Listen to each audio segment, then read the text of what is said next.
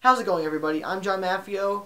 I'm taking a little departure from the normalcy of what I usually do on this channel to discuss the greatness and the legend that is Roger Ebert. He passed away yesterday at the age of 70. He finally succumbed to the cancer that he was diagnosed with years ago. Truth be told, I never watched Siskel and Ebert. That was before my time. What I did watch, though, was the later entries like Ebert and Roper. What I got the most out of from Mr. Ebert were his written reviews on his website. And ever since I started going on the internet, when I was about 12 or 13, give or take, I have gone onto his site ever since then. And I haven't read a lot of his reviews, but I have read a considerable amount. And plenty of times, I disagree with his reviews. For example, his Kick-Ass review, I loved that movie, but I remember distinctly when he reviewed that movie, he despised it. And that really hurt me, but I did respect his opinion.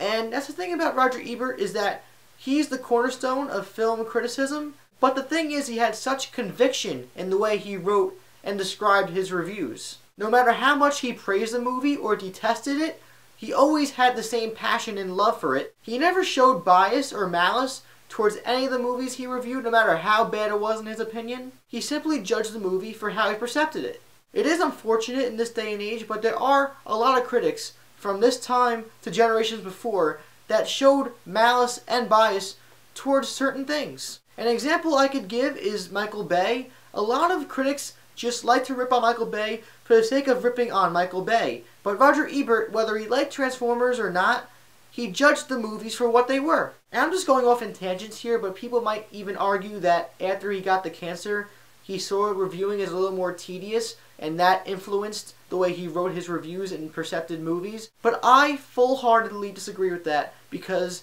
he fought through the cancer.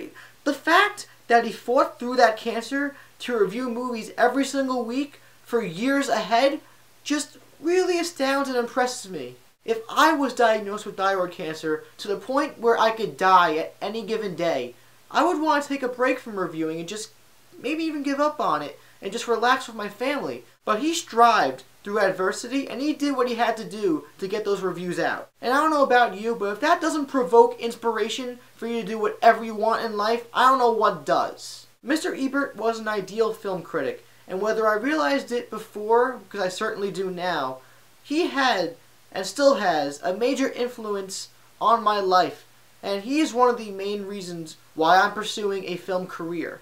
Without him, we wouldn't have this wide array of critics on the internet, in newspapers, and a bunch of mediums that we have today. We wouldn't have this YouTube movie reviewing community. We wouldn't have any of that. And for that, I'm eternally grateful.